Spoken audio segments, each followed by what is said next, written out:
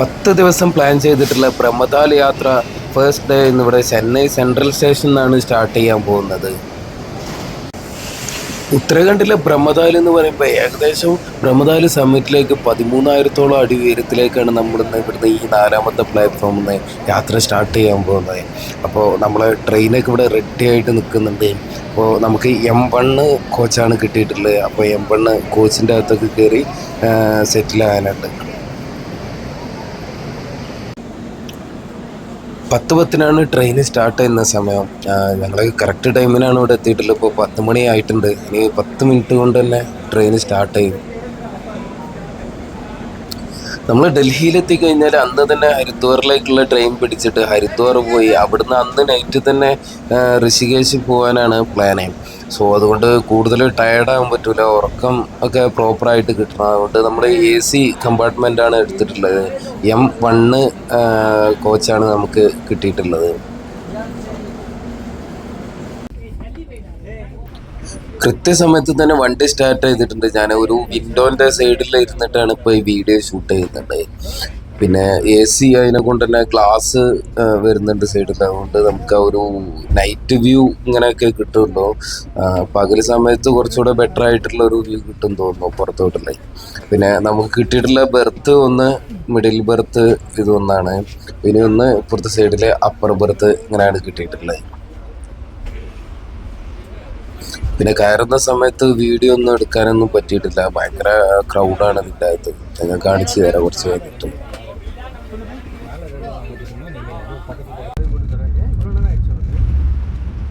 ഇത് കണ്ടില്ലേ, നല്ല തിരക്കാണ് ഇവിടെ. ഈ ഒരു ഭാഗത്ത് വീഡിയോ ഒന്നും എടുക്കാൻ പറ്റൂല.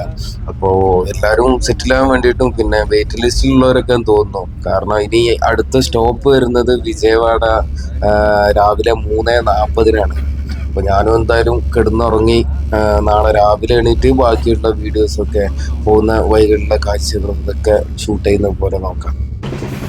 അപ്പോൾ നൈറ്റ് നല്ല ഉറക്കമൊക്കെ കിട്ടിയിട്ടുണ്ടായിരുന്നു. ഇപ്പോൾ മോർണിംഗ് 8 മണി സമയമാണ്.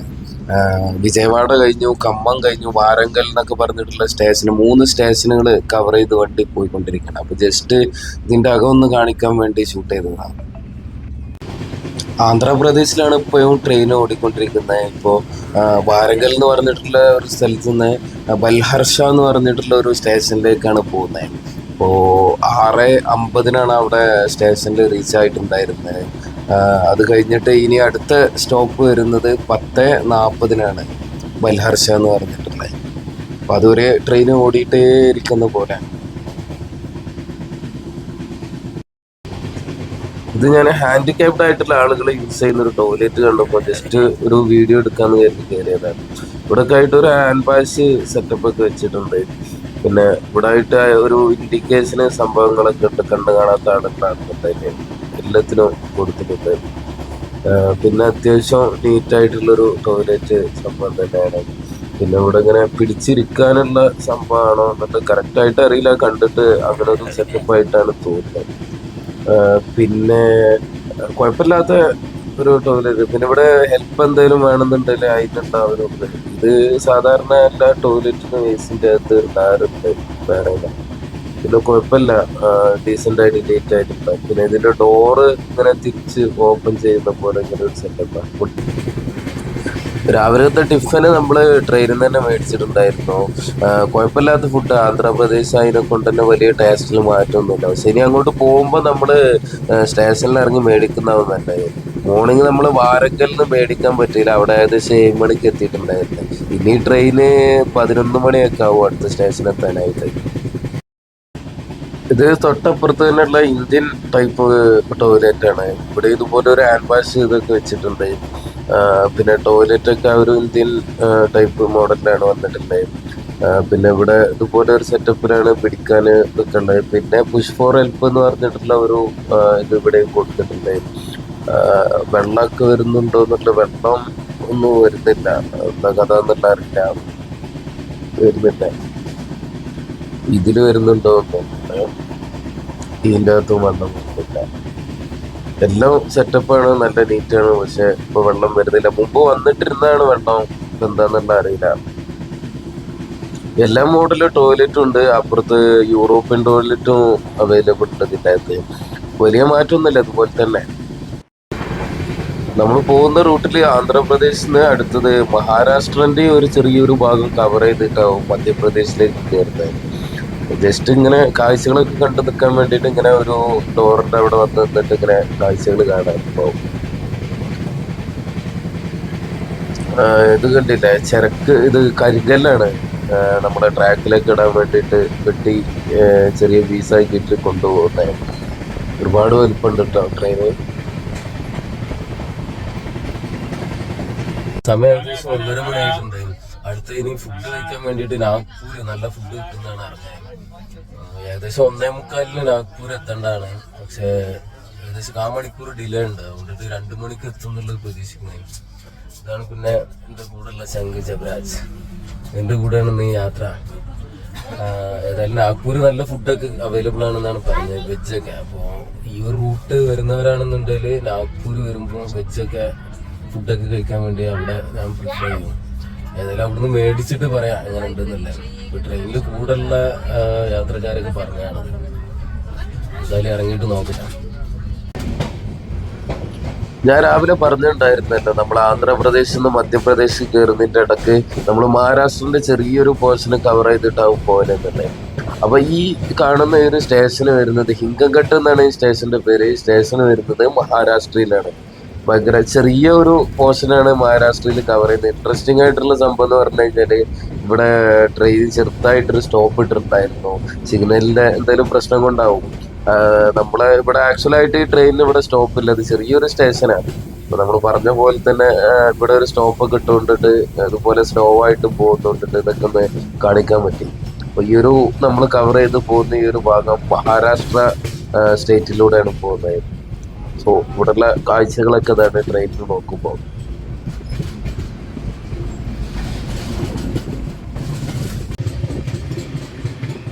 ഇപ്പോഴും ട്രെയിന് മഹാരാഷ്ട്രയിൽ കൂടെ തന്നെയാണ് ഓടുന്നത്. നമ്മൾ ഫുഡ് കഴിക്കാൻ വേണ്ടി തീരുമാനിച്ച നാഗ്പൂർ സ്റ്റേഷനും വരുന്നത് മഹാരാഷ്ട്രയിലാണ്. അപ്പൊ നമ്മള് നാഗ്പൂർ ഏകദേശം എത്താനായിട്ടുണ്ട്. അപ്പൊ അതിന്റെ മുമ്പുള്ള കുറച്ച് വീഡിയോസ് ഒക്കെ ഇങ്ങനെ എടുക്കാൻ വേണ്ടിയിട്ട് ഇവിടെ ഡോറിന്റെ അടുത്ത് വന്നിട്ടുണ്ടായിരുന്നു. പിന്നെ ഇവിടെ നോക്കുമ്പോഴുള്ള കാഴ്ചകൾ എന്ന് പറയുമ്പോൾ കുറച്ച് ചെറിയ വീടുകളൊക്കെ കാണുന്നുണ്ട്. പിന്നെ ഒരുപാട് വലിയ കൃഷികള് അങ്ങനൊന്നും ഈ ഭാഗത്ത് കാണുന്നില്ല.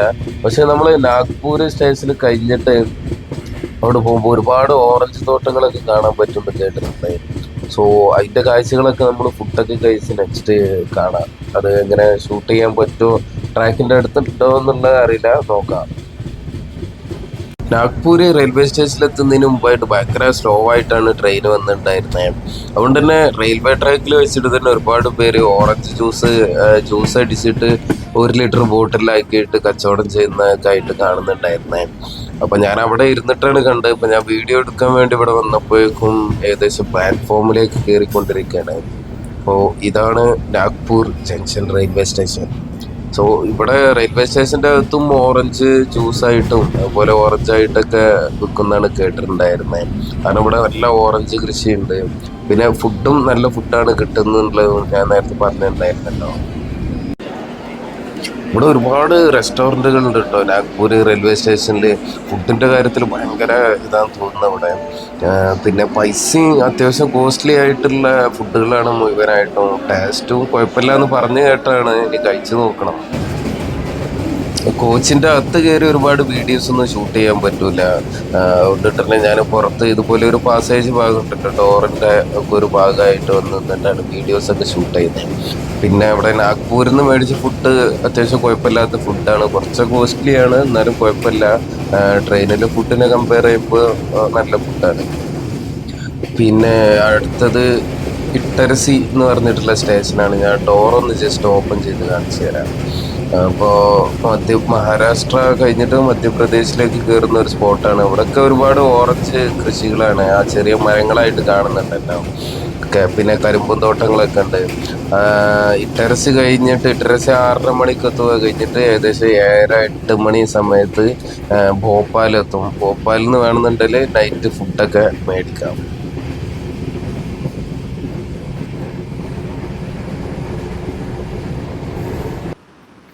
ഇപ്പോൾ വൈകുന്നേരം ആയിട്ടുള്ളൂ, നൈറ്റ് ആയിട്ടില്ല. ഇതൊരു ടണലിൻ്റെ അകത്തൂടെ പോകുന്നതിനെ കൊണ്ടാണ് ഇങ്ങനെ. ഇപ്പോൾ ഇട്ടരസി എത്താനായിട്ടുണ്ട്. ഒരുപാട് ടണലുകളൊക്കെയാണ് ഇവിടെ. ഇപ്പോൾ ജബരാജൊക്കെ ഈ ടണലുകളൊക്കെ ഇങ്ങനെ വന്ന് കണ്ട് കണ്ട് ഇങ്ങനെ ആസ്വദിച്ചാണ്. ഇടക്കിടക്കായിട്ട് ഇങ്ങനെ ടണലുകൾ വന്നുകൊണ്ടിരിക്കുകയാണ്, കണ്ടില്ലേ. പിന്നെ ഇനി ഇപ്പോൾ ഇട്ടരസിന്ന് ഒരു ടീ ഒക്കെ കുടിച്ച് ഭോപ്പാലെത്തിയിട്ട് ഫുഡൊക്കെ കഴിച്ചിട്ട് കിടന്നുറങ്ങും. ഉറങ്ങി നാളെ എണീക്കുമ്പോഴേക്കും ഏർലി മോർണിംഗ് തന്നെ നമ്മുടെ നിസാമുദ്ദീന് അങ്ങനെ ന്യൂഡൽഹി ഒക്കെ എത്തിച്ചേരുന്നാണ് പ്രതീക്ഷിക്കുന്നത്. അപ്പോൾ ഇതുവരെ ട്രെയിനൊന്നും ഡിലേ ഇല്ല. അപ്പോൾ എന്തായാലും ആ സമയത്ത് തന്നെ ഡിലേ ഇല്ലാതെ എത്തട്ടെ എന്ന് പ്രതീക്ഷിക്കുന്നത്. ഇനി നാളെ ഒരു ചെറിയ പർച്ചേസിംഗ് ഒക്കെ കഴിഞ്ഞിട്ട് ഏകദേശം 3:30 മണിക്കാണ് ഹരിദ്വാറിലേക്കുള്ള ട്രെയിന്. പിന്നെ കഴിഞ്ഞിട്ട് ഋഷികേശ്, ലോഹാചങ്ക്, അവിടുന്നാണ് നമ്മൾ അടിപൊളി ട്രെക്കിംഗ് ഒക്കെ സ്റ്റാർട്ട് ചെയ്യാൻ പോകുന്നത്. ഭോപ്പാൽ സ്റ്റേഷനാണിത്. ഭോപ്പാൽ എത്തുന്നതിന് മുമ്പ് ഇതുപോലെ നോട്ടീസ് തരുന്നുണ്ടാവും ഒരുപാട് പേര്. അപ്പോൾ അതിലുള്ള ഒരു നമ്പറിൽ വിളിച്ചിട്ടാണ് ഫുഡ് ഓർഡർ ചെയ്ത് കറക്റ്റ് ടൈമിൽ തന്നെ സ്റ്റേഷനിൽ എത്തി എടുക്കുന്നതിന് മുമ്പ് തന്നെ ഫുഡൊക്കെ ഡെലിവറി ചെയ്തിട്ടുണ്ടായിരുന്നു. ക്യാഷ് ഓൺ ഡെലിവറിയും അവൈലബിൾ ആണ്. ഇപ്പോൾ സമയം 9:30 മണി ആയിട്ടുണ്ട്. ഫുഡൊക്കെ കഴിച്ചു. നല്ല ഫുഡായിരുന്നു. ഭോപ്പാൽ നല്ല ഫുഡ് പറഞ്ഞു കഴിഞ്ഞാൽ റീസണബിൾ ആയിട്ടുള്ള ഫുഡായിരുന്നു. നമ്മൾ ഭോപ്പാലൊക്കെ വരുന്നുണ്ടെന്നുണ്ടെങ്കിൽ നോട്ടീസ് ഇതുപോലെ കൊണ്ട് തരുന്നതാണ് ഒരുപാട് പേര് വന്നിട്ട്. അപ്പോൾ അതിൻ്റെ അകത്ത് മെനു പ്രൈസൊക്കെ ആഡ് ചെയ്തിട്ടുണ്ടാവും. നമുക്ക് ക്യാഷ് ഓൺ ഡെലിവറിയും അവൈലബിൾ ആണ്. അതുകൊണ്ട് പറ്റിക്കപ്പെടും എന്നുള്ളതൊന്നും പേടിക്കാനൊന്നുമില്ല. കറക്റ്റ് ടൈമിൽ ഡെലിവറി ചെയ്യുന്നുണ്ട്. ഇനി എന്തായാലും പോയി കിടന്നുറങ്ങണം. കാരണം നാളെ രാവിലെ തന്നെ ഡൽഹിയിലെത്തും. പിന്നെ റെസ്റ്റ് ഒന്നുമില്ല. നേരെ പർച്ചേസിങ്. അങ്ങനെ അടുത്ത 3:30 മണിക്കാണ് ട്രെയിന് പറഞ്ഞിട്ടുണ്ടായിരുന്നല്ലോ. ഇന്ന് നമ്മൾ യാത്ര സ്റ്റാർട്ട് ചെയ്ത് 3ാമത്തെ ദിവസമാണ്. ആഗ്ര കഴിഞ്ഞു. ഏകദേശം നിസാമുദ്ദീനൊക്കെ എത്താനായി. ഇന്നലെ നമ്മൾ നോക്കുമ്പോൾ വെള്ളമൊന്നും ഇല്ലായിരുന്നു രാവിലെ. ഇന്നിപ്പോൾ വെള്ളമൊക്കെ ഉണ്ട്, കുഴപ്പമില്ല. വെള്ളത്തിൻ്റെ തണുപ്പൊക്കെ ഒന്ന് നോക്കട്ടെ. ഓ, അത്യാവശ്യം നല്ല തണുപ്പുണ്ട് കേട്ടോ. ഏകദേശം നിസാമുദ്ദീനൊക്കെ എത്താനായതാണല്ലോ. അപ്പം അതിൻ്റേതായിട്ടുള്ള നല്ല തണുപ്പ് കാര്യങ്ങളൊക്കെ ഉണ്ട് വെള്ളത്തിൽ. ഏതായാലും വെള്ളം വരുന്നത് തന്നെ വലിയ ഇത്. ഒന്ന് ഫ്രഷപ്പ് ആവാൻ വേണ്ടി വന്നതാണ്. 3:30 മണിക്കാണ് ഹരിദ്വാർക്കുള്ള ട്രെയിന്. ഹരിദ്വാർ അടുത്ത് തന്നെയാണ് ഋഷികേശ്. അപ്പോൾ ബസ്സൊക്കെ പിടിച്ച് ഏകദേശം 30 കിലോമീറ്റർ. ബസ്സോ ഇനി ടാക്സി എന്താന്നുള്ള അറിയില്ല. അവിടെ ചെന്നിട്ട് നോക്കണം. പിടിച്ചിട്ട് ഋഷികേശ് എത്തും.